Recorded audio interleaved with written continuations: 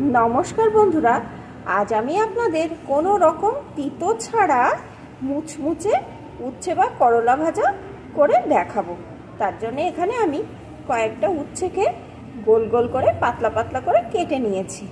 এখন আমি এই রেসিপিটি কেমন করে করছি বন্ধুরা, প্লিজ একটা লাইক দিয়ে দেখতে থাকুন। প্রথমে আমি এই উচ্ছের ভিতরে দিয়ে দেবো একটু লবণ।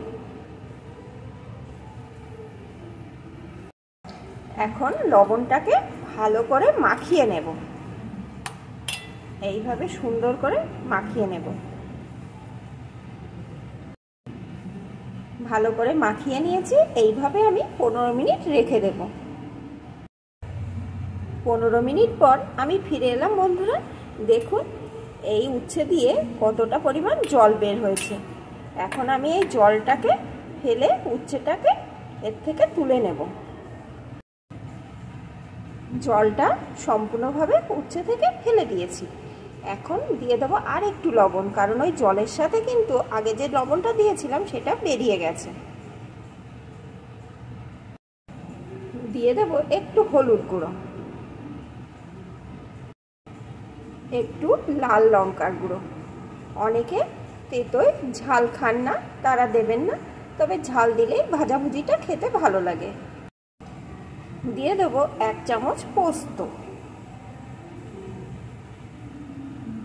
উচ্ছের পরিমাণ বুঝে পোস্তটা ব্যবহার করতে হবে।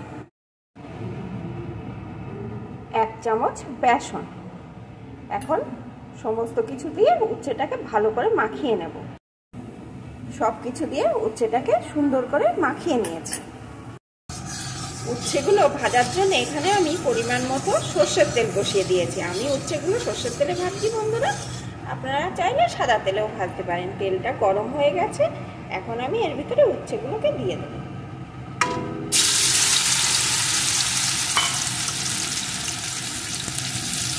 এখন এইভাবে একটু চারিদিকে ছড়িয়ে ছড়িয়ে দিয়ে দেব। উচ্ছেগুলোকে চারিদিকে এইভাবে ছড়িয়ে দিয়েছি। এখন এইভাবে একদম লো আঁচে রেখে কিছুক্ষণ এই পিঠটা ভেজে নেব। লো আঁচে ভাজলে বন্ধুরা উচ্ছেগুলো ভালো রকম সিদ্ধও হয়ে যাবে আর কিন্তু একদম মুচমুচে হয়ে যাবে।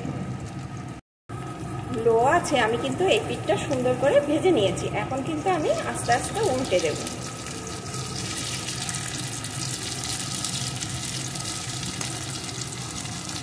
এইভাবে যেন সবগুলো উল্টানো হয় সেদিকে লক্ষ্য রাখতে হবে। এইভাবে আস্তে আস্তে একটা একটা করে উল্টে দেবো। আমি এখানে একজনের জন্য উচ্ছে ভাজছি, তাই একটু অল্প করেই ভাজছি। আপনারা চাইলে বেশি করে ভাজতে পারেন, আপনার ফ্যামিলিতে সদস্য বুঝে আপনারা এটা ভাজবেন।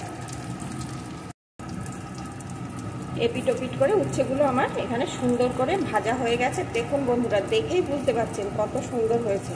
এটা কিন্তু গরম ভাতে দুর্দান্ত লাগে। আর বাচ্চা বড় সবাই যদি একবার এইভাবে উচ্ছে ভাজা খায়, বারবার চেয়ে কিন্তু খাবে। এখন এগুলোকে আমি নামিয়ে নেব। বন্ধুরা, আমার এই রেসিপিটি কেমন লাগলো প্লিজ কমেন্ট করে অবশ্যই জানাবেন।